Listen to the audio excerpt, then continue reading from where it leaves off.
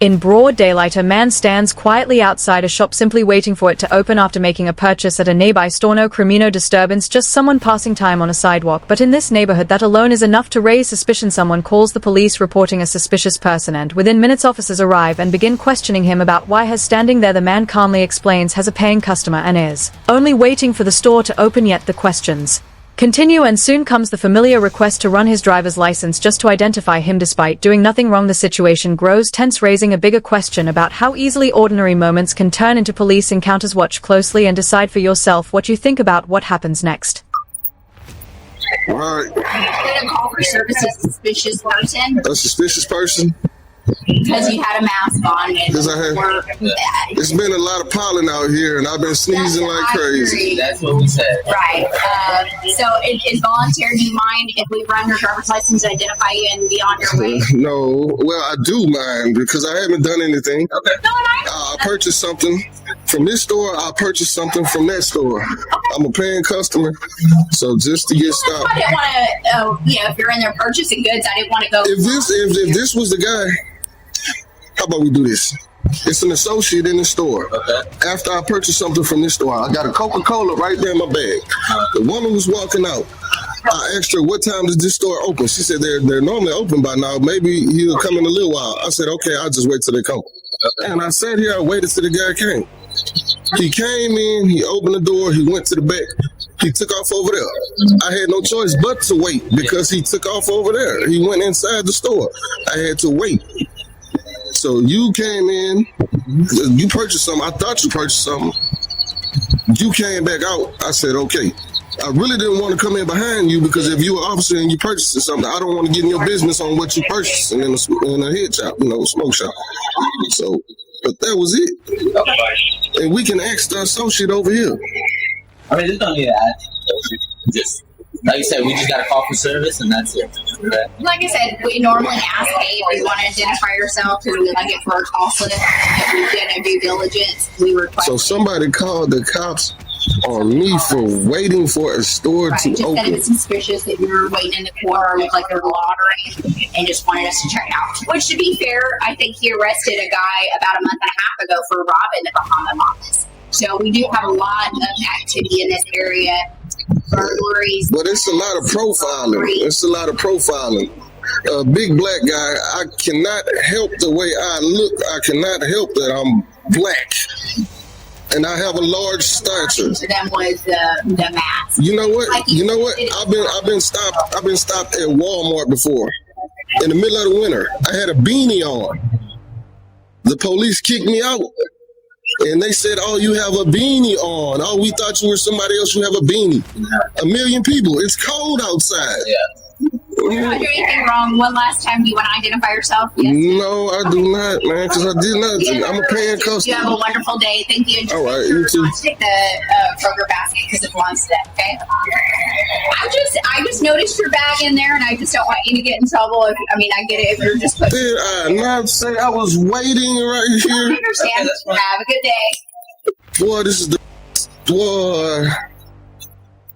the most racist place I ever been to in my life. Say, make sure to leave it on the property. What you said? Sir, have a good day. Make sure you don't bother me again. You know what?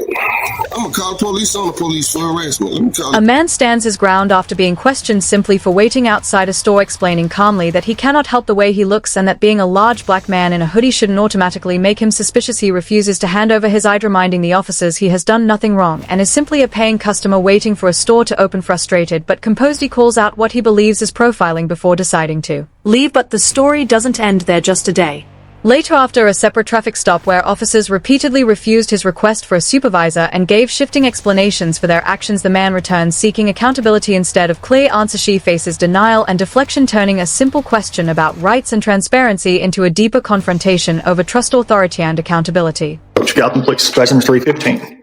Have your badge number in your name? My name's Officer Wisconsin. My badge number is 359. So, name your badge number. Haney 367. So you think your officer could just pull people over by themselves too? It's two of them on one, so it's no reason they should feel threatened in general. And then they could just pull them out the car. I request for a supervisor because I feel unsafe and threatened and uncomfortable, and they continue to keep denying it and saying no. That's perfectly fine. Again, the supervisor thing, I don't know about that. So call your supervisor. I'm not doing that. You not doing that? No. Are you not calling your supervisor? Correct. I'm not calling my. And why are you not calling?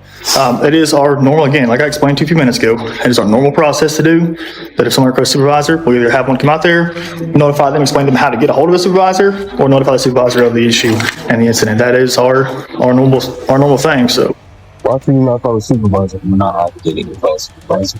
You're not obligated to call a supervisor. if they did not do that, I don't know why they didn't. What's the question that needs to be answered? So you're not gonna do anything to the cops? Like they're not gonna get in trouble? Are they gonna get in trouble? I have no idea. How do you not have no idea? Because I'm just not trying to figure out what's going on with you and what's going on with the issue and where your complaints are. So you said your complaint was that. Wait, hold on. Who are you though? Wait, who? My name is Sergeant Roach, Gallatin Police, badge number 315. All right, and they didn't do anything wrong. They did not do anything wrong by initiating a traffic stop or speeding.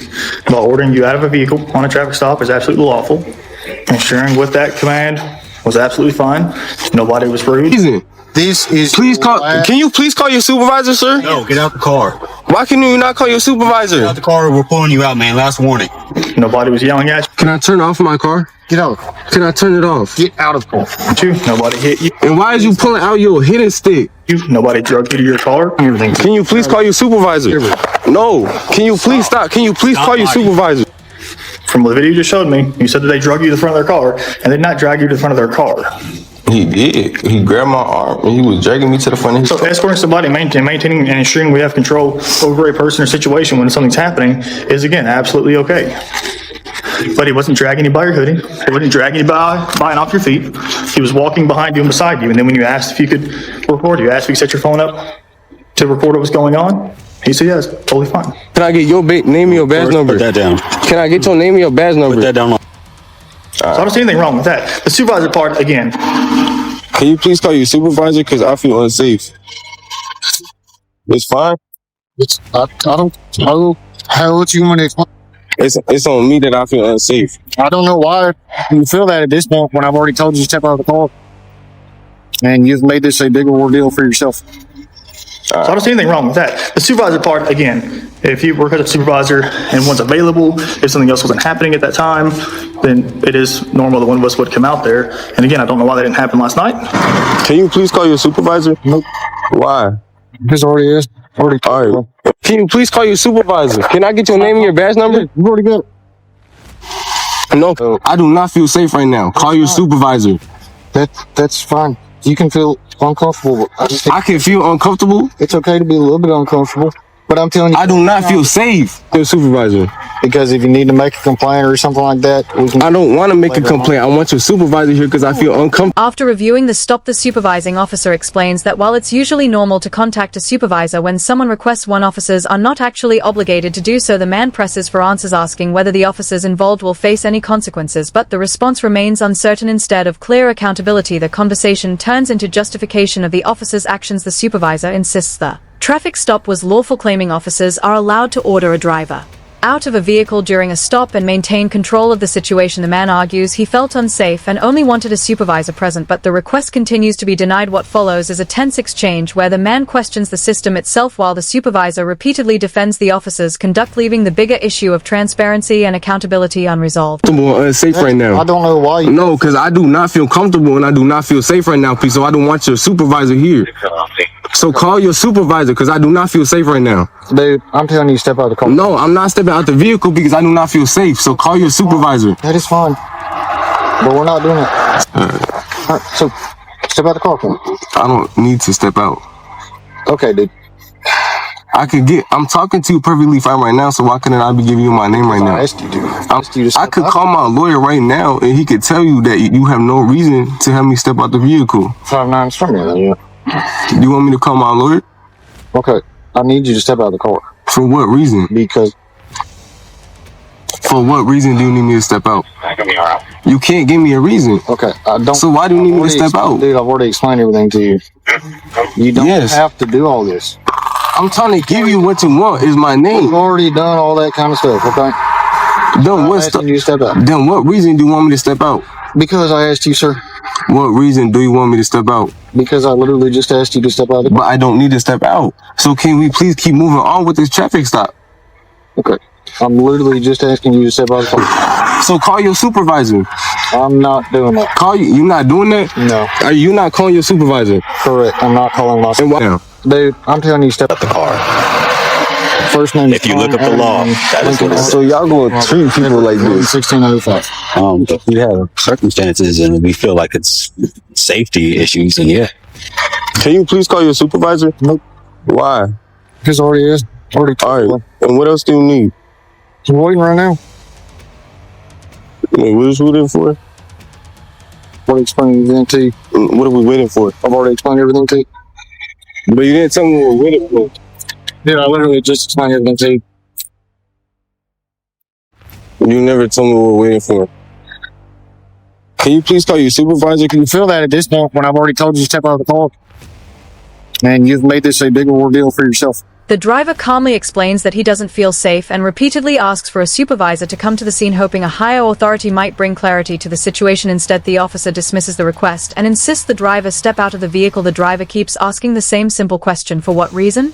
But a clear answer never comes. The officer claims it's part of the stop and says has already explained everything while refusing again and again to call a supervisor. What follows is a tense standoff with the driver trying to assert his rights and the officer demanding compliance without providing the explanation being asked for. In moments like these, a routine traffic stop quickly turns into a confrontation about authority, rights and accountability, leaving viewers to decide whether the situation was handled the right way.